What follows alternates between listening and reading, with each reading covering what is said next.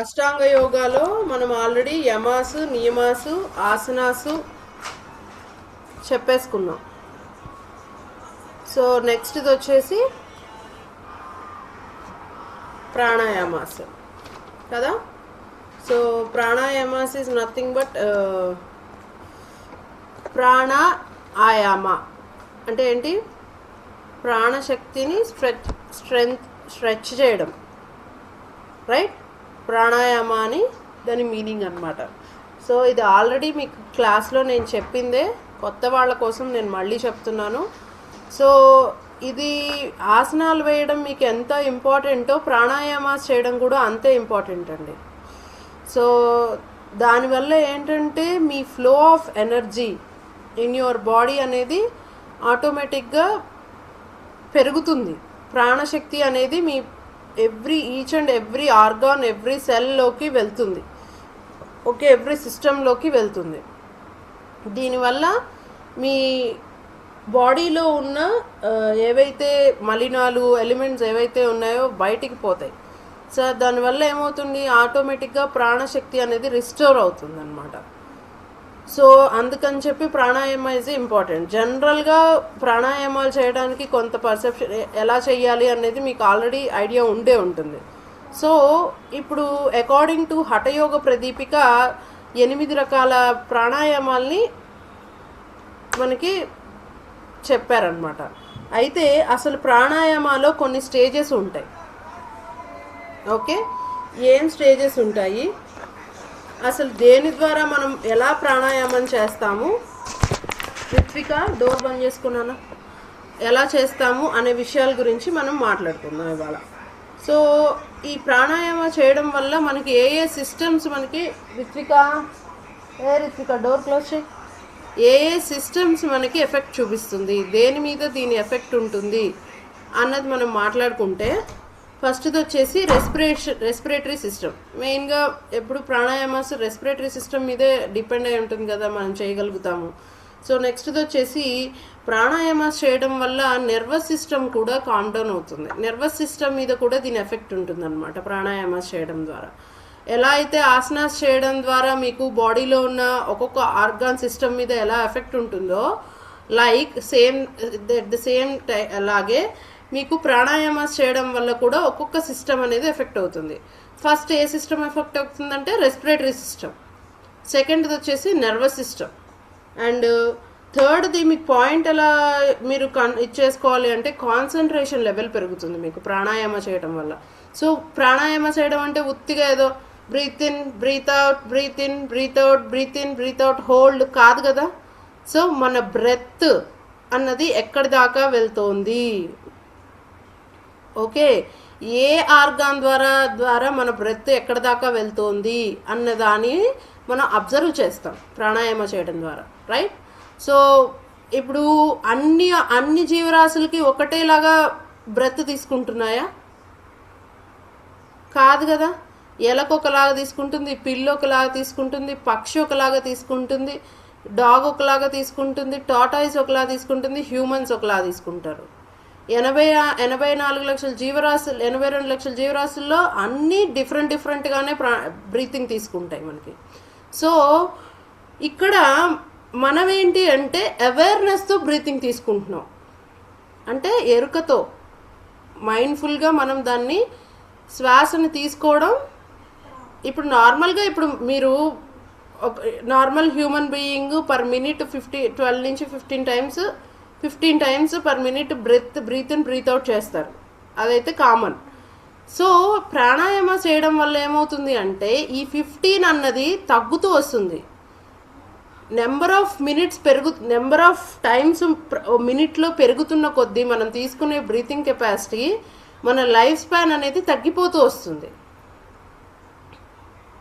For example డాగ్ని చూడండి, అది ఒక పర్ మినిట్ 20 నుంచి 25 దాకా తీసుకుంటుంది. సో దానివల్ల దాని కెపాసిటీ ఆఫ్ లైఫ్ స్పాన్ ఎంత? మ్యాక్సిమం 7 నుంచి 12 ఇయర్స్ వరకే ఉంటుంది డాగ్ కదా. సో అదే టర్టిల్ తీసుకోండి, పర్ మినిట్కి దాదాపు అది ఒక 2-3 టైమ్స్, ఒక 5 టైమ్స్ తీసుకుంటే గొప్పది. సో అందుకని దాని లైఫ్ స్పాన్ ఎంత, ఇట్ అరౌండ్ 300-500 years టర్టిల్స్ కూడా ఉంటాయి, తాబేళ్ళు. సో కాబట్టి హ్యూమన్స్కి ఎందుకని అంటే హ్యూమన్స్కి పర్ ఇది మనం 15 times తీసుకుంటున్నాం కాబట్టి అసలు జనరల్ హ్యూమన్ లైఫ్ స్పాన్ ఎంత, 100 years కింద చెప్పుకోండి. సో నవ్వేడేస్ అది ఎక్కడికి కుదించబడింది, 60. చాలామంది తీసుకుంటే హార్ట్ అటాక్ ఆ సిమ్టమ్స్ వస్తే 30కి పోతున్న వాళ్ళు ఉన్నారు. సో జనరల్ పర్సెప్షన్లో 60 వేసుకోండి. అంటే ఇప్పుడు జనరల్గా ఇక్కడ ఉన్న వాళ్ళందరూ ఆల్మోస్ట్ 30 క్రాస్ అయిన వాళ్ళే ఉండాలి మేబీ, ఇఫ్ ఆర్ నాట్ నాకు తెలీదు. సో సగం లైఫ్ అయిపోయింది మనది, ఇంకా సగమే ఉంది మన లైఫ్ అట్లా వేసుకున్నా కూడా. సో దీన్ని మనం పెంచుకోవాలి అంటే ఏంటి, మనకి ఉన్న best option pranayamas. So pranayamas చేయడం వల్ల మన లైఫ్ స్పాన్ అనేది పెంచుకోవచ్చు. ఋషులు మునులు ఇంతసేపు ఎందుకు అంతంత జీవనాన్ని వాళ్ళు అంత పెద్ద ఎక్కువ వాళ్ళ లైఫ్ స్పాన్ ఎందుకు అంత అంటే they are doing pranayamas, right. So పూజలో కూడా జనరల్గా మీకు ఐడియా ఉందో లేదో, షోడశోపచార పూజలు చేసేటప్పుడు దానికి ముందు ఏం చేస్తారంటే ప్రాణాయామ చేయిస్తారు. ముక్కు మూసుకోండి అంటారు పంతులు గారు, గుళ్ళో పూజారి గారు పంతులు గారు మీరు ఏదైనా పూజలు చేస్తుంటే ఎందుకు ప్రాణాయామ చేయండి అంటారు. అది అలా జనరల్గా అలా సింబల్ పెడతాం మనం అంతే, కానీ చెయ్యం. కానీ ఎందుకు చేయిస్తారు, సిగ్నిఫికెన్స్ ఏంటి, ఒక ఫ్రాక్షన్ ఆఫ్ సెకండ్స్లో ఎక్కడైనా ఇదైనా ఇది మనకి హెల్ప్ అవుతుంది అని. సో ప్రాణాయామకి అంత వాల్యూ ఉందన్నమాట. సో ప్రాణశక్తి అనేది మన ఈచ్ అండ్ ఎవ్రీ ఆర్గాన్లోకి వెళ్ళినప్పుడు మన చక్రాస్ అన్నీ కూడా బ్యాలెన్స్డ్గా ఉంటాయి. ఈ బ్యాలెన్స్డ్గా ఉన్నప్పుడు మన next level of action concentration అనేది పెరుగుతుంది. సో అందుకోసం ప్రాణాయామస్. ఓకే, నెక్స్ట్ది వచ్చేసి సబ్టిల్ అదే ప్రాణ ఫ్లో అనేది చాలా సూపర్గా ఉంటుంది అనమాట ప్రాణాయామాలు చేయడం వల్ల. సో ఇది అన్నమాట. సో అసలు ఇది ఎలా చేస్తాం అంటే ఒక స్టేబుల్ పోస్చర్ ఉండాలి, దానికి కూర్చొనే పోస్చర్ స్టేబుల్గా ఉండాలి. అంటే దీనికి కావాల్సింది ఏంటి, ఆసనాస్లో మీరు స్టేబుల్గా ఒక చోట కూర్చొని, ఇప్పుడు ఒక half an hour for example half half an అవర్ మీరు ఏదో ఒక ప్రాణాయామ చేయాలి అని పెట్టుకున్నారనుకోండి. సో మీరు కూర్చునే పోస్చర్ కూడా కరెక్ట్గా ఉండాలిగా, స్టేబుల్గా ఉండాలి. సో స్టేబుల్ పోస్చర్ ఉండాలి, నాసల్ బ్రీతింగ్ కంట్రోల్ ఉండాలి, మనకి బ్రెత్ కంట్రోల్. అంటే ప్రాణాయామాస్కి కుంభకాస్కి నేను మెయిన్గా చెప్తున్న టాపిక్ ఏంటంటే కుంభకాలు అంటే హోల్డింగ్ ఆఫ్ బ్రెత్స్. సో ఈ హోల్డింగ్ ఆఫ్ బ్రెత్స్కి మీ నాసల్ అంటే రెగ్యులర్గా మీరు చేసే బ్రెత్ ఇది కొంచెం దాని మీద మీకు అవగాహన ఉండాలి. Okay, next basic pranayamas alternate nostril breathing కానీ సూర్యభేదన, చంద్రభేదన, ఇవే ఇందులో కూడా వస్తాయి. జనరల్గా అసలు ప్రాణాయామం అంటే బ్రీతింగ్ ఎక్సర్సైజ్ అనేది తెలిసి ఉండాలి మీకు, రైట్. సో ఇందులో వచ్చేసి ప్రాణాయామాస్ని మనం ఎలాగా దీన్ని అంటే ప్రాసెస్ ఎలా ఉంటుంది అని మనం మాట్లాడుకుంటే దేర్ ఆర్ 4 stages ఉంటాయి అన్నమాట. ఫస్ట్ది ఏంటి, పూరకం అంటే తీసుకుంటున్నాం గాలిని. ఓకే, మనం ఏదైతే ఇన్హేల్ అని మాట్లాడుతున్నామో దాన్ని పూరకం అంటారు. ఓకే, నెక్స్ట్ కుంభకం అంటే హోల్డింగ్ చేస్తున్నాం. ఓకే, దాన్ని ఏమంటారు, holding of breath is called కుంభక.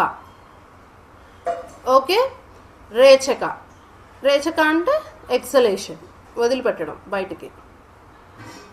So ఈ కుంభకంలో 2 types ఉంటాయండి మళ్ళీ, అంతర్కుంభకం, బాహ్య కుంభకం. లోపల హోల్డ్ చేసేది ఉంటుంది, మీరు బ్రెత్ వదిలేశాక వితౌట్ బ్రెత్ టేకింగ్ హోల్డింగ్ ఉంటుంది.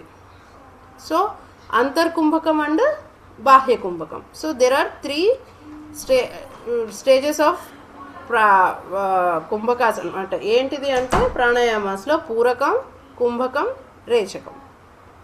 Inhale, hold, exhale. ఇక్కడ దాకా క్లారిటీగానే ఉంది కదండి, రైట్. నెక్స్ట్ దానికి వెళ్దాం. సో ఈ అంతర్కుంభకం అంటే హోల్డింగ్ ఇన్సైడ్, బాహ్య కుంభకం అంటే holding out side.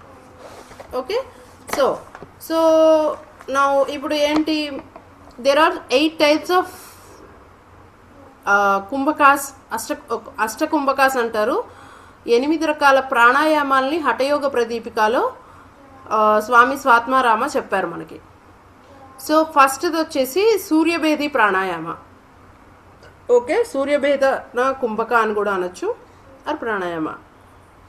Okay, pranayama is nothing but holding కూడా ఉంటుంది, దాంట్లోనే హోల్డింగ్ ఉంటుంది. సో కాబట్టి that is not to mention specifically it is a kumbhaka or pranayama. There is no confusion in between that. Okay, kumbhaka means just holding అంతే. Okay, so ఈ సూర్యభేది ప్రాణాయామ మీకు ఎవరికైనా idea ఉందా? సూర్యభేది ప్రాణాయామ అంటే ఏ నాడితో చేస్తారు, ఏ నాస్ట్రిల్తో చేస్తారు? Right side, right nostril. Right. So మీకు ఐడియా ఉంటే కనుక మనకి అసలు హఠయోగా అన్న దాని గురించి మాట్లాడుకుంటే, అంటే హఠయోగాలో మనకి మీనింగ్ ఏంటంటే సూర్య చంద్ర నాడులు అనమాట. ఓకే, సో సూర్యభేది ప్రాణాయామ వచ్చేసి పింగళా నాడితో చేస్తారు. అంటే రైట్ నాస్ట్రిల్, మన రైట్ ముక్కు ఏదైతే ఉందో, ఈ నాస్ట్రిల్ ఏదైతే ఉందో రైట్ నాస్ట్రిల్, అది సూర్య ఇదికి సంబంధించిన నాడి. ఓకే, సూర్యతత్వానికి సంబంధించిన నాడి. సో ఇడా నాడి వచ్చేసి లెఫ్ట్ నాస్ట్రిల్, చంద్రతత్వానికి సంబంధించిన నాడి. సో సూర్యభేది ప్రాణాయామ వచ్చేసి inhale with right nostril and exhale with left nostril. Idea వచ్చిందా ఇప్పుడు?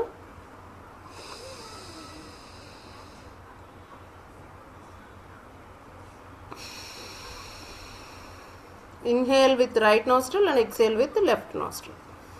సో దీనివల్ల ఏంటి అంటే మనకి జనరల్గా మనకి ఇది ప్రాసెస్ నేను ఎలా చేయాలి అన్నది మీకు ఐడియా ఉంటుంది ప్రాణాయామాస్. సో నేను అందుకని చెప్పట్లే, ఇందులో హోల్డింగ్స్ చేయొచ్చు, ఇంత హోల్డింగ్స్ అని ఉంటాయి, అలా కూడా చేయొచ్చు. సో సూర్యభేది ప్రాణాయామం వల్ల మీకు ట్రెడిషనల్గా ఎఫెక్ట్ అయ్యేది ఏంటి అంటే బాడీలో హీట్ జనరేట్ అవుతుంది. ఎస్పెషల్లీ మీరు వింటర్ సీజన్స్లో కానీ మీరు ఏదైనా చలి ప్రదేశాలకు వెళ్ళినప్పుడు సూర్యభేది ప్రాణాయామ చేయటం వల్ల మీ బాడీలో ఆటోమేటిక్గా హీట్ అనేది జనరేట్ అవుతుంది. Okay, increasing the alertness. Okay, and traditionally believed stimulate the digestive ఫైర్ని ఇంప్రూవ్ చేస్తుంది అనమాట సూర్యభేది ప్రాణాయామ అనేది. సో ద ఆటోమేటిక్గా డైజెస్టివ్ ఫైర్ ఇంప్రూవ్ అయినప్పుడు డైజెషన్ అనేది ఇంప్రూవ్ అవుతుంది. ఓకే, సో ఇంకేంటంటే ఇది సింపాథటిక్ నర్వస్ సిస్టమ్ని యాక్టివ్ చేయడానికి బాగా ఉపయోగపడుతుంది. సో పారాసింపాథటిక్ నర్వస్ సిస్టమ్ వచ్చేసి చంద్రభేది ప్రాణాయామ చేయటం వల్ల వస్తుంది. అంటే పారాసింపాథటిక్ నర్వస్ సిస్టమ్ అంటే ఏంటి, బాడీ వచ్చి రెస్ట్ ఇన్ మోడ్లోకి వెళ్తుంది, కూల్ డౌన్ అవుతుంది, మీ ఆర్గాన్స్ అన్నీ రెస్ట్ మోడ్లోకి వెళ్తాయి. అంటే మీరు ఇప్పుడు ఫర్ ఎగ్జాంపుల్ మీరు స్లీప్లో ఉన్నారనుకోండి, మీ బాడీ రెస్ట్ కోరుకుంటుంది, నిద్ర వస్తుంది అంటే పారాసింపాథటిక్ నర్వస్ సిస్టమ్ యాక్టివేట్ అవుతుంది. మీరు డైలీ యాక్టివిటీలో ఇప్పుడు క్లాస్ వింటున్నారు, ఫిజికల్ వర్క్ చేస్తున్నారు, ఇవన్నీ చేస్తున్నది దేనివల్ల అంటే సింపాథటిక్ నర్వస్ సిస్టమ్ వల్ల. ఇది మీకు ఐడియా ఉంటుంది, మీకు ఆల్రెడీ చెప్పే ఉంటారు. So sympathetic nervous system is under control of Pingala nadi అనమాట. సో పింగళా నాడిని యాక్టివేట్ చేసేది ఏంటి, సూర్యభేది ప్రాణాయామ. సూర్యభేది ప్రాణాయామ చేయడం వల్ల సింపాథటిక్ నర్వస్ సిస్టమ్ అనేది యాక్టివ్గా ఉంటుంది. రైట్, అర్థమైందా? సో దీన్ని ఎవరు అవాయిడ్ చేయాలి అని మాట్లాడుకుంటే సూర్యభేది ప్రాణాయామాస్లో కూడా అండి కొంతమంది అవాయిడ్ చేయాల్సిన పరిస్థితులు ఉంటాయి. ఆ కండిషన్లో వచ్చేసి hyper tension, uncontrolled hyper tension, BP చాలా హైగా ఉన్నవాళ్ళు సూర్యభేది ప్రాణాయామం అనేది చేయకూడదు. అలాగే ప్యానిక్ డిజార్డర్స్, ఇప్పుడు కొత్తగా ప్యానిక్ అటాక్స్ ఇవన్నీ మాట్లాడుతున్నారు కదా. సో భయపడే తత్వం ఎక్కువగా ఉండి ప్యానిక్ అటాక్స్ వచ్చే వాళ్ళు కూడా సూర్యభేది ప్రాణాయామాన్ని కొంచెం కంట్రోల్డ్గా చేయాలి. అలాగే ఫీవర్లో ఉన్నప్పుడు, ఎందుకు అంటే మీ బాడీలో ఆల్రెడీ సూర్యభేది ప్రాణాయామాన్ని హీట్ జనరేట్ చేస్తుంది. సో ఫీవర్లో ఉన్నప్పుడు మీరు సూర్యభేది ప్రాణాయామ చేశారనుకోండి, ఇంకా టెంపరేచర్ అనేది ఇంక్రీజ్ అవుతుంది. సో కాబట్టి సూర్యభేది అనేది ఫీవర్లో ఉన్నప్పుడు చేయకూడదు. అలాగే హార్ట్ అనేది సెన్సిటివ్గా ఉన్నప్పుడు, హార్ట్ సెన్సిటివిటీ డిజార్డర్స్ అంటే హార్ట్ ప్రాబ్లమ్స్ ఉన్న వాళ్ళు, సెన్సిటివ్గా ఉండేవాళ్ళు కొంచెం అంటే ఎక్కువ చేయకూడదు. అంటే అవాయిడ్ చేయాలని కాదు పూర్తిగా, అంటే మీ ఇక్కడ ఇందులో ఏంటంటే హోల్డింగ్స్ చాలా ఎక్కువగా చేయకూడదు అనేది ఇక్కడ విషయం అనమాట. Okay, excessive practice of avoiding Suryabhedi pranayama heart problems ఉన్నవాళ్ళు. ఓకే, నెక్స్ట్ సెకండ్ వన్ వచ్చేసి Ujjayi pranayama. So victorious breath or ocean breath అంటారు. బ్రెత్ని తీసుకునేది, థ్రోట్ని ఎంగేజ్ చేసి తీసుకునేది ఉజ్జయి ప్రాణాయామ అనమాట. థ్రోట్ని ఎంగేజ్ చేస్తూ తీసుకుంటాం అనమాట. సో ఇది ఏం చేస్తుంది, మీకు ఆల్రెడీ మీకు ప్రాక్టికల్ క్లాస్లో ప్రాణాయామాస్ నేర్పిస్తారండి. నేను ఇక్కడ ఎలా చేయాలి అనేది నేనేం చెప్పడం లేదు. సో దీనివల్ల వచ్చే బెనిఫిట్స్ ఏంటి, ఎవరెవరు చేయకూడదు, అసలు ఎలా ఇంపాక్ట్ చూపిస్తుంది అన్నది మాత్రమే నేను చెప్తున్నాను. సో ఓకే, వచ్చేసి ఇది మైండ్ని కామ్ చేస్తుందండి ఓషన్ బ్రెత్ అనేది. ఓకే, అలాగే విశుద్ధి చక్రాన్ని బాగా క్లీన్ చేస్తుంది. విశుద్ధి చక్ర ఈజ్ ఇది ప్లేస్ అనమాట. విశుద్ధి చక్ర థ్రోట్ సెంటర్లో ఉంటుంది విశుద్ధి చక్ర, ఇక్కడ బేస్ ఆఫ్ ది స్పైన్ మీద. సో ఇది వచ్చేసి స్పేస్ ఎలిమెంట్. సో ఈ స్పేస్ ఎలిమెంట్లోకి మీరు ఎయిర్ని తీసుకువస్తూ ఉన్నప్పుడు విశుద్ధి చక్ర ఆటోమేటిక్గా క్లీన్ అవుతుంది. సో ఇంకొక విషయం ఏంటంటే, ఈ ప్రాణాయామ చేయడం వల్ల ఏంటంటే ఇంప్రూవ్స్ ద కాన్సన్ట్రేషన్ లెవెల్ అనేది ఇంప్రూవ్ అవుతుంది అనమాట. ఓకే, కాన్సన్ట్రేషన్ లెవెల్ ఇంప్రూవ్ అవుతుంది. ప్రాణాన్ని రెగ్యులేట్ చేస్తుంది. ప్రాణ ఫ్లోని మీ బాడీలోకి కంట్రోల్డ్గా రెగ్యులేషన్ మెథడ్లోకి తీసుకెళ్తుంది అనమాట. Okay, so this is Ujjayi pranayama effects అనమాట. అలాగే లెంథనింగ్ ఆఫ్ ఎక్సలేషన్, మీరు ఇన్హలేషన్ కంటే ఎక్సలేషనే ఎక్కువ తీసుకోవాలి. Okay, the ratio of inhalation and exhalation is 2:6 or 7 or 8 కూడా తీసుకోవచ్చు. 8 రేషియోలో తీసుకుంటే కనుక ఈ ఎక్సలేషన్ కెపాసిటీ ఎక్కువ ఉన్నప్పుడు మనం తీసుకునే బ్రెత్స్ నెంబర్ ఆఫ్ బ్రెత్స్ అనేవి తగ్గుతాయి. సో కాబట్టి ఎక్సలేషన్ ఈజ్ ద లెంథనింగ్ ఆఫ్ ఎక్సలేషన్కి ఇది ఇంపార్టెంట్ అనమాట. ఉజ్జయి ప్రాణాయామ హెల్ప్ అవుతుంది. Next encouraging the parasympathetic relaxation. Parasympathetic ఇందాక చెప్పాను నేను, సింపాథటిక్ నర్వస్ సిస్టమ్ని సూర్యభేది ప్రాణాయామ ఎలా యాక్టివ్ చేస్తుందో, ఉజ్జయి ప్రాణాయామ వచ్చేసి పారాసింపాథటిక్ సిస్టమ్ని యాక్టివ్ చేస్తుంది అనమాట. Okay, understood. ఇది నెక్స్ట్ ఇది వచ్చేసి Sheetkari pranayama. Sheetkari both are the cooling pranayamas అనమాట. రెండు కూడా బాడీని కూల్ డౌన్ చేయడానికి ఉపయోగపడే pranayamas. Derived from the hissing sound. మనకి హిస్సింగ్ సౌండ్ అంటే, హిస్సింగ్ సౌండ్ ఐడియా ఉండే ఉంటుంది కదండి, పాము అని సౌండ్ చేస్తుంది చూడండి. ఈ ప్రాణాయామ కూడా అలాగే ఉంటుంది అనమాట. సో పళ్ళ మధ్యలోంచి ముక్కుతో గాలి వదిలిపెడతాం. ఓకే, సో ఈ ప్రాణాయామ ఏంటంటే బాడీని కూల్ చేస్తుందండి. అలాగే reduce the hunger and thirsty. ఆకలి విపరీతంగా ఇచ్చేయడాన్ని, థర్స్టీని ఇచ్చేస్తుంది అనమాట, తగ్గిస్తుంది. ఓకే, అండ్ ఏ కండిషన్స్లో ఈ ప్రాణాయామ చేయకూడదు అంటే, వింటర్లో కోల్డ్ వెదర్ ఉన్నప్పుడు ఈ ప్రాణాయామ చేయకూడదు. ఆల్రెడీ మీ బాడీలో కోల్డ్ ఉన్నప్పుడు బాడీ ఆటోమేటిక్గా ఏం చేస్తుందంటే హీట్ని ప్రొడ్యూస్ చేయడానికి మీ బాడీ అలవాటు పడి ఉంటుంది. మీరు కానీ దాన్ని మళ్ళీ కామ్ డౌన్ చేసి కూల్ చేయాలని మాత్రం చూడకూడదు. సో కాబట్టి వింటర్స్లో better to avoid a pranayama, Sheetkari pranayama and Sheetali pranayama రెండు అవాయిడ్ చేయాలి. ఎస్పెషల్లీ సమ్మర్స్లో మనకి ఓవర్ హీట్ చేస్తుంది కాబట్టి శీతలి ప్రాణాయామాస్ చేసుకోవచ్చు. ఓకే అండి. అలాగే రెస్పిరేటరీ సెన్సిటివిటీ. అంటే కొంచెం ఆస్తమా ఉన్నవాళ్ళు, డస్ట్ ఎలర్జీస్ ఉన్నవాళ్ళు బెటర్ టు అవాయిడ్. బయట కండిషన్స్లో వాటిని చేయకండి, ఆ, ఇంట్లో మంచి ఎన్విరాన్మెంట్లో చేసుకోవచ్చు అనమాట. అలాగే డెంటల్ డిస్కంఫర్ట్స్ ఉన్న వాళ్ళు కూడా అవాయిడ్ చేయాలి. ఓకే, సో నెక్స్ట్ది వచ్చేసి ఫోర్త్ది వచ్చేసి శీతలి ప్రాణాయామ అండి. శీతలి ప్రాణాయామ వచ్చి ఇది కూడా cooling pranayama. Okay, so reduce the excessive హీట్ని చేస్తుంది. Calm the anger. మనం ఎప్పుడైనా కోపంలో ఉన్నప్పుడు ఈ ప్రాణాయామ చేస్తే మన కోపం అనేది కంట్రోల్లోకి వస్తుంది. ఎలా చేయాలండి శీతలి ప్రాణాయామ చెప్పండి,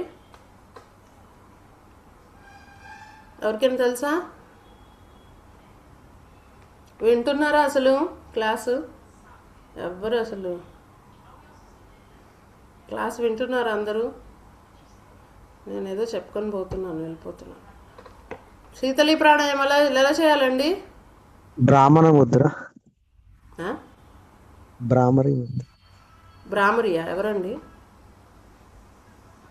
నేనేం చెప్తున్నాను, బ్రాహ్మరి ఎవరు చెప్తున్నారు? టంగ్ను హోల్డ్ చేయాలి మేడం, టంగ్ను.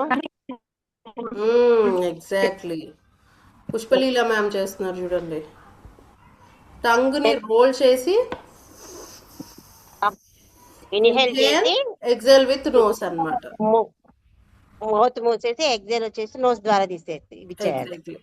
సో దిస్ ఈస్ శీతలి ప్రాణాయామం అన్నమాట. ఓకే, ఇది నర్వస్ సిస్టమ్ని కూల్ డౌన్ చేస్తుందండి, అలాగే బ్రెత్ రేట్ని స్లో డౌన్ చేస్తుంది. ఓకే, సో ఎవరెవరు అవాయిడ్ చేయాలి, ఏ ఏ కండిషన్స్లో అవాయిడ్ చేయాలి అంటే కూల్ వెదర్ ఉన్నప్పుడు అవాయిడ్ చేయాలి. ఆస్తమా ఉన్న వాళ్ళు కూడా అవాయిడ్ చేయాలండి ఇది. అలాగే రెస్పిరేటరీ ఇన్ఫెక్షన్స్ ఉన్న వాళ్ళు కూడా అవాయిడ్ చేయాలి. ఓకే, అంటే బాగా రెస్పిరేటరీ ఇన్ఫెక్షన్స్ అంటే మీకు ఎలా చెప్పచ్చు, డస్ట్ ఎలర్జీ, ఈస్నోఫిల్ కౌంట్ ఎక్కువగా ఉన్నవాళ్ళు, అలాగే మన జలుబు బాగా ఎక్కువగా ఉన్నప్పుడు కూడా చేయకూడదు. ఓకే, సో ఇది 4 ఇప్పటిదాకా చెప్పినవన్నమాట. 4 ఏమేంటివి? ఫస్ట్ వన్ వచ్చేసి సూర్యభేది ప్రాణాయామ, సెకండ్ వన్ వచ్చేసి Ujjayi pranayama, third one Sheetkari, fourth one Sheetali. Okay, next వచ్చేసి ఫిఫ్త్ వన్ వచ్చేసి భస్త్రిక. ఎవరికైనా ఐడియా ఉందండి భస్త్రిక?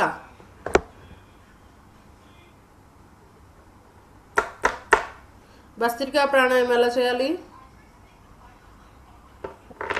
బోత్ నోస్ తో చేయాలి మేడం. కాదు, ఇట్లా పెట్టి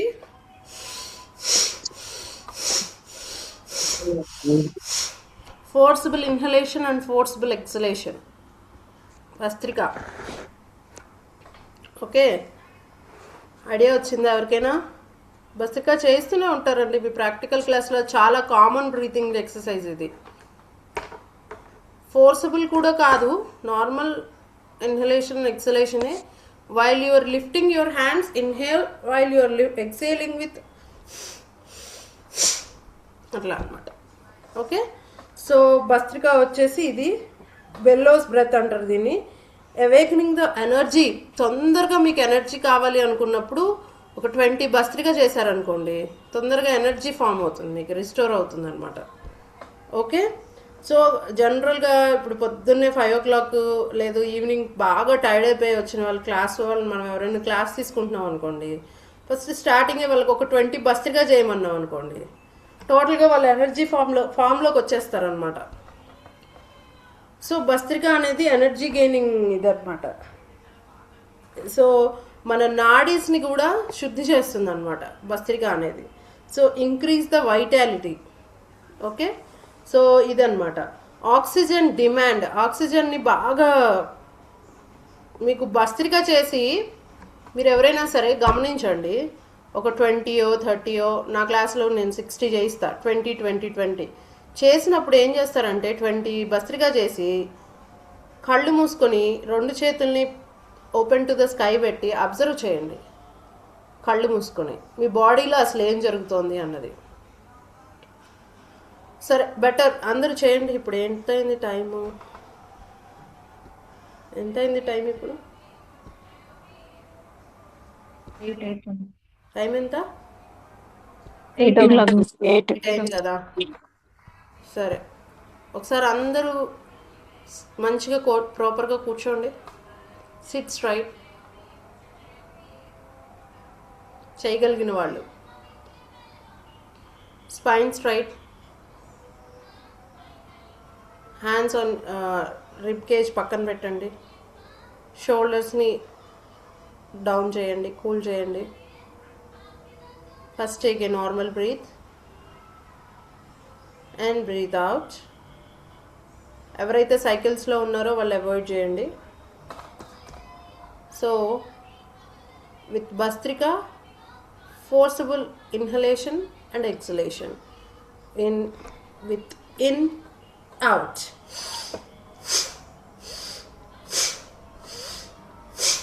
ట్వంటీ చేయండి.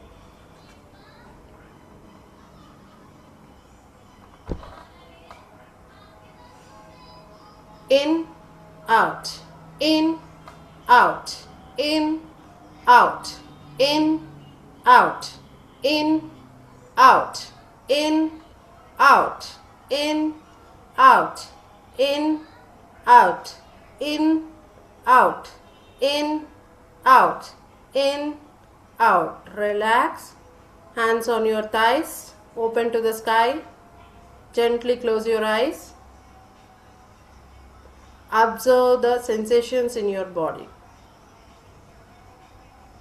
ఒక చిన్న వైబ్రేషన్, ఆక్సిజన్ ఫ్లో అవుతూ ఉంటుంది మీ బాడీలో. తెలుసుకోగలిగితే, మీరు అంత లెవెల్లో అబ్జర్వ్ చేయగలిగితే మీ బాడీలో లిటిల్ బిట్ ఆక్సిజన్ ఫ్లో తెలుస్తుంది. చిన్న వైబ్రేషన్ ఉంటుంది. ఇందులో ఎంతమంది అబ్జర్వ్ చేశారు? ఓకే, జీవన గారు చేశారు, స్వరూప గారు చేశారు, సంతోషి గారు మీకు చేయగలిగారా? ఓకే. సో భస్త్రిక ఏంటంటే అండి, వెంటనే ఎనర్జీని బాడీలోకి, బ్లడ్ స్ట్రీమ్లోకి ఆక్సిజన్ ఫ్లోని బాగా ఇచ్చేసి కార్బన్ డైఆక్సైడ్ని ఏం చేస్తుందంటే బ్యాలెన్స్ చేస్తుంది అనమాట. సో భస్త్రిక అనేది అందుకు యూజ్ అయ్యే ప్రాణాయామం అనమాట. సో ఇన్కరెక్ట్ ప్రాక్టీస్, కరెక్ట్గా ప్రాక్టీస్ చేయకపోతే భస్త్రికని డిజీనెస్, కళ్ళు తిరిగినట్టు అవుతుంది, అలాగే హైపర్ యాక్టివ్గా అయిపోతారు, హెడేక్ వస్తుంది. ఇవన్నీ కూడా మీకు భస్త్రిక కరెక్ట్గా చేయకపోతే వస్తుంది అనమాట. ఫెటిగ్, కళ్ళు తిరిగినట్టు అవుతాయి, వామిటింగ్ వస్తుంది, ఫెయింట్ అవుతారు. సో భస్త్రిక అనేది హోల్డింగ్స్కి సంబంధించింది కాదు. భస్త్రిక వచ్చేసి నార్మల్ ఫోర్సిబుల్ ఇన్హలేషన్, ఎక్సలేషనే చేయొచ్చు, కానీ చేసే విధానంలో చేయాలి. ఓకే, ఇదేమి పెద్ద ఎక్సర్సైజ్ ఏం కాదండి, నార్మల్ ఎక్సర్సైజ్. భస్త్రిక జనరల్ రొటీన్లో ఎవరైనా చేయిస్తారు. ఓకే, నెక్స్ట్ ఎవరెవరికి అవాయిడ్ చేయొచ్చు? కార్డియోవాస్కులర్ డిసీజెస్ ఉన్నవాళ్ళు, అలాగే అన్కంట్రోల్డ్ బ్లడ్ ప్రెషర్ ఉన్న వాళ్ళకి భస్త్రిక అవాయిడ్ చేయాలి. Better avoid cycles. ఇన్ ఉమెన్స్లో సైకిల్ ఉన్న పీరియడ్స్లో ఉన్న వాళ్ళు కూడా అవాయిడ్ చేయొచ్చు. సో భస్త్రిక వచ్చేసి కపాల్భాతి కూడా హై బ్లడ్ ప్రెషర్ ఉన్న వాళ్ళకి అవాయిడ్ చేస్తారు మనం. ఓకే, సో నెక్స్ట్ది వచ్చేసి భ్రామరి. 6th వన్ వచ్చేసి Bhramari pranayama. So one of the best pranayama is the Bhramari pranayama. Bee breath. Bhramari అందరికీ ఐడియా ఉండే ఉంటుంది. Take a deep inhalation with exhalation with hum sound or bee sound. Okay, so దీనివల్ల వచ్చే బెనిఫిట్స్ వాట్ నాట్ అంటే చాలా ఉన్నాయండి బెనిఫిట్స్. థైరాయిడ్ గ్లాండ్స్ దగ్గర నుంచి అల్జీమర్స్ని కంట్రోల్ చేయటంలో కూడా భ్రామరి అనేది ఇది ఇచ్చేస్తుంది అనమాట. దీనివల్ల ఏంటంటే gamma, alpha, beta, gamma rays అనేవి బ్రెయిన్కి వెళ్ళి చాలా యాక్టివేట్ చేస్తాయన్నమాట మన నర్వస్ సిస్టమ్ని. సో స్ట్రెస్ మేనేజ్మెంట్కి కూడా మీకు భ్రామరి ఇస్తారనమాట. ఎవరో ఒకళ్ళు బాగా స్ట్రెస్లో ఉండో, లేదంటే బాగా యాంగ్జైటీతో కూడుకున్న వాళ్ళు ఎవరైనా మీ దగ్గరకు వచ్చినప్పుడు భ్రామరి చేయించామంటే వాళ్ళు ఆటోమేటిక్గా కంట్రోల్లోకి వస్తుంది వాళ్ళ ఇది అనేది. అలాగే స్లీపింగ్ ప్రిపరేషన్. నిద్రపోవడానికి ఇబ్బంది పడుతున్న వాళ్ళకు కూడా స్లీపింగ్కి వెళ్ళే ముందు కూడా మనం భ్రామరి చేయిస్తే వాళ్ళకి స్లీపింగ్ ప్రాబ్లమ్స్ అనేవి తగ్గుతాయి, మంచి బెటర్ స్లీప్ అనేది వస్తుంది. ఎస్పెషల్లీ చిన్నపిల్లల్లో ఏంటంటే అండి కాన్సన్ట్రేషన్ బాగా పెరుగుతుంది. చదువుకునే పిల్లల్లో భ్రామరి డైలీ 10 minutes చేయడం వల్ల వాళ్ళకి వే ఆఫ్ అర్థం చేసుకునే విధానం, సబ్జెక్ట్ అర్థం చేసుకునే విధానం అనేది చాలా బాగా ఇంప్రూవ్ అవుతుంది అనమాట. సో డైలీ పెద్దవాళ్ళు కానీ చిన్నవాళ్ళు కానీ ఎవరైనా చేయొచ్చండి. 5 years 6 years నుంచి కూడా బ్రాహ్మరీ స్టార్ట్ చేసుకోవచ్చు. సో బ్రాహ్మరీ చేయడం వల్ల మనకి ఎక్సలేషన్ కెపాసిటీ కూడా బాగా పెరుగుతుంది. నేను ఇందాక చెప్పిన రేషియోస్ దీనికి బాగా వర్తిస్తాయి. 2:8 రేషియో దాకా బ్రాహ్మరీ చేయొచ్చు. ఎక్సలేషన్ మీరు తీసుకునేది 2 తీసుకుంటే ఎక్సేల్ చేసేటప్పుడు దాదాపు 8 ఇది వరకు ఎక్సేల్ చేయొచ్చు అనమాట. సో అలాగే రిలాక్సేషన్ ఉంటుంది. ఇంక్రీజింగ్ ద నైట్రిక్ ఆక్సైడ్ ఇది అవసరం లేదండి. కామింగ్ ద యాంగ్జైటీ ఇది అవ్వడానికి కూడా బాగా ఉపయోగపడుతుంది అనమాట. అలాగే నెక్స్ట్ వచ్చేసి బ్రాహ్మరీ అయిపోయింది. బ్రాహ్మరీ ఎలా చేయాలో మీకు ఐడియా ఉండే ఉంటుందండి, చెప్పాలా? ఆల్మోస్ట్ అలా అందరికీ తెలుసనే అనుకుంటున్నాను. నెక్స్ట్ మూర్ఛ వచ్చేసి ఈ లాస్ట్ 2 అండి మీకు ఇప్పుడు వాడుకలో లేనివి. బట్ ఎవరు కూడా ట్రై చేయొద్దు. ప్రాపర్ గైడెన్స్, ప్రాపర్ మంచి ఎవరైతే దీన్ని ప్రాక్టీస్లో ఉన్న వాళ్ళో వాళ్ళ ద్వారానే మీరు ఇది నేర్చుకోవాల్సి ఉంటుంది. మూర్ఛ వచ్చేసి implies the fainting and swooning breath అనమాట. ఇది ఏం చేస్తారంటే ఇందులో ఏంటంటే డీప్ ఇన్హలేషన్ చేస్తారనమాట. చేసి ఏం చేస్తారంటే ప్రొలాంగ్డ్ రిటెన్షన్ అలాగే వదిలేస్తారు. లోపల ఏం చేస్తారంటే కొన్ని బంధాస్ వేస్తారనమాట. జలాంధర బంధ, ఉద్యాన బంధ, మూల బంధ వేసి బ్రెత్ని లోపలే ఉంచేస్తారు. ఆ కండిషన్ ఎలాంటి కండిషన్ అంటే మీకు ఇంకా గాలి ఏ ద్వారం ద్వారాను బయటికి వెళ్ళదన్నమాట. నవరంధ్రాల్లో ఏ ద్వారం ద్వారాను బయటికి వెళ్ళదు. సో వెళ్ళకపోవటం వల్ల అలా హోల్డింగ్ ఉంచేయడం వల్ల ఏమవుతుందంటే మీ కండిషన్ ఎలా అవుతుందంటే మూర్ఛ అంటే కింద పడిపోయే స్టేజ్ దాకా, అంటే మూర్ఛ వచ్చే స్టేజ్ దాకా వెళ్ళి దాన్ని వదిలిపెడతారనమాట. దట్ ఈస్ కాల్డ్ మూర్ఛ ప్రాణాయామ కుంభక. ఇది ఏంటంటే అంత రికమెండ్ అయ్యే ప్రాణాయామ కాదనమాట. ఏంటంటే కళ్ళు తిరిగినట్టుగా డిజీనెస్ ఉంటుంది, ఫెయింటింగ్ అవుతారు, లాస్ ఆఫ్ బ్యాలెన్స్ అవుట్ అవుతుంది. కాబట్టి ఇవన్నీ కూడా ఎక్స్పీరియన్స్డ్ ఇన్స్ట్రక్టర్స్ దగ్గరే నేర్చుకోవాలి. మూర్ఛ ప్రాణాయామం ఒకటి. ప్లావని అసలు వాడుకలోనే లేదండి. మోస్ట్లీ ఎవరైనా ఉన్నారు అని మీకు తెలిస్తే మాత్రం నేర్చుకోవచ్చు. ప్లావని వచ్చేసి అడ్వాన్స్డ్ అన్కామన్ ప్రాక్టీస్ అనమాట. చాలా అడ్వాన్స్డ్ ప్రాక్టీస్ ఇది. ప్లావని వచ్చేసి ఏంటంటే మనం ఎయిర్ని స్వాలో చేస్తాం. స్వాలో చేసి ఏం చేస్తారంటే రిటైన్ చేసి అలాగే ఉండిపోతాం అనమాట. అప్పుడు ఏమవుతుందంటే బాడీ గాల్లో తేలినట్టుగా లైట్గా అయిపోతుంది ప్లావని. అలాగే అయితే తామర పువ్వు నీళ్ల మీద తేలుతూ ఉంటుంది చూడండి, ఫ్లోట్ అవుతూ ఉంటుంది. ఆకు కానీ అలా నీళ్ల మీద తేలినప్పుడు ఎలా ఫ్లోట్ అవుతుందో అంత తేలిగ్గా అయిపోతుంది మన బాడీ. సో అలాంటి కండిషన్లో బాడీని ఉంచి వదిలిపెడతారనమాట. ఇది ఈ రెండు కూడా అంతర్కుంభకాసండి. ఈ రెండు కూడా అంతర్కుంభకాస అనమాట. సో ఇవి బెటర్. ఈ ప్లావని ఎస్పెషల్లీ మూర్ఛ అన్నా పర్లేదు కానీ ప్లావని అసలు ఎక్కువ వాడుకలో లేని ప్రాణాయామ అనమాట.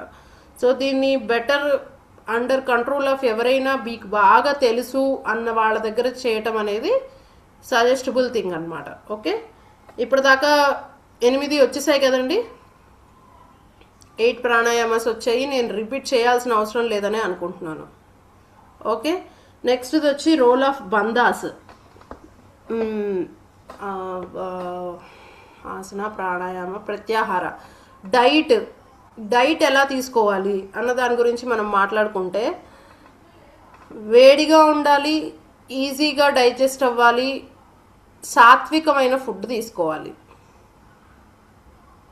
ఓకే, అంటే చల్లటి పదార్థాలని అవాయిడ్ చేయాలి. చల్లటి పదార్థాలు బాడీకి సూట్ అవ్వవు. అంటే కూల్ డ్రింక్స్, బ్యావరేజెస్ ఇలాంటివి, ఐస్ క్రీమ్స్ ఇవన్నిటిని అవాయిడ్ చేయాలి. స్వీట్గా ఆరోగ్యంగా నమిలి మింగగలిగేటట్టుగా ఉండే ఆహార పదార్థాలని తీసుకోవడమే దీని ప్రధాన లక్ష్యం, ప్రత్యాహార లక్ష్యం. ఓకే, నెక్స్ట్ వచ్చేసి ఇక్కడ ధారణ అనేది ఏదైనా విషయాన్ని రిపీటింగ్, ఎప్పుడు ఒక విషయాన్ని కొన్ని రోజుల పాటు ఇప్పుడు ఒక విషయాన్ని మనకి ఏదైనా సరే, ఏదైనా దీక్ష అనేది 40 రోజుల పాటు ఎందుకు చేస్తాం మనం? కంటిన్యూ రికరెంట్గా మనం దాన్ని ప్రాక్టీస్ చేయడం వల్ల అది మన లైఫ్లో గుర్తుండిపోతుంది, అది మనకు అలవాటు అవుతుంది అనేది. అలాగే ఇది కూడా ధారణ అనేది కంటిన్యూషన్ ప్రాసెస్ అన్నమాట. ఒక విషయాన్ని పదే పదే ధారణ చేయడం వల్ల కాన్సన్ట్రేషన్ అనేది కుదురుతుంది, దాన్ని అవాయిడ్ చెయ్యం మనం. ఓకే, సో అందువల్ల ఈ ధారణ చేయడం వల్ల ఏమవుతుంది, మీరు ఏ స్టేజ్కి వెళ్తారు?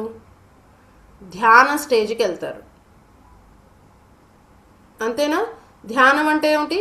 కాన్సన్ట్రేషన్, ఒక విషయం మీద కాన్సన్ట్రేషన్ అయి కూర్చోవడం. ధ్యాన లీడ్స్ టు సమాధి స్థితి.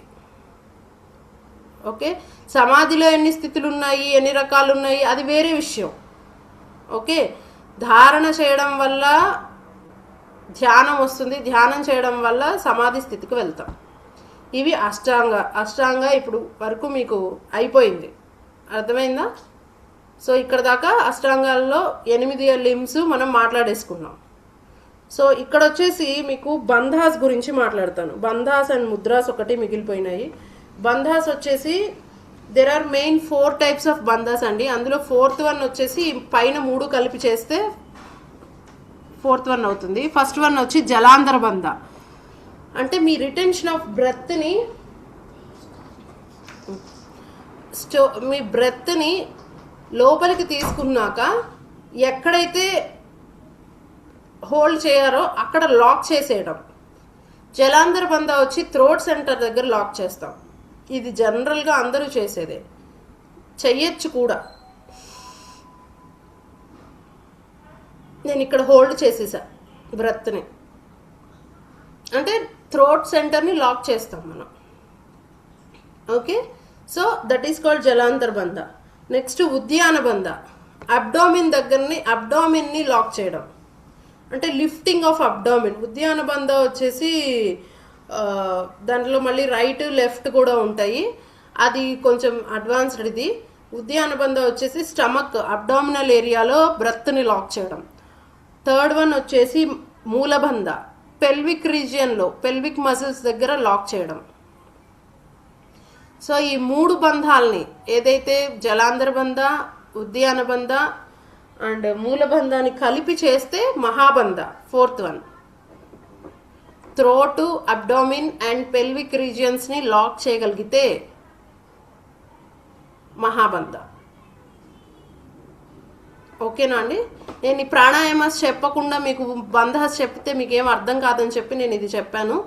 సో మీరు ఏదైతే బ్రెత్ని తీసుకుంటున్నారో దాన్ని లాకింగ్ సిస్టమ్ అనమాట. ఎక్కడైతే హోల్డ్ చేయాలి అనుకుంటున్నారో ఆ హోల్డింగ్స్ థ్రోట్ సెంటర్లో, స్టమక్ దగ్గర, పెల్విక్ రీజియన్లో చేసేదాన్ని బంధాస్ అంటారనమాట.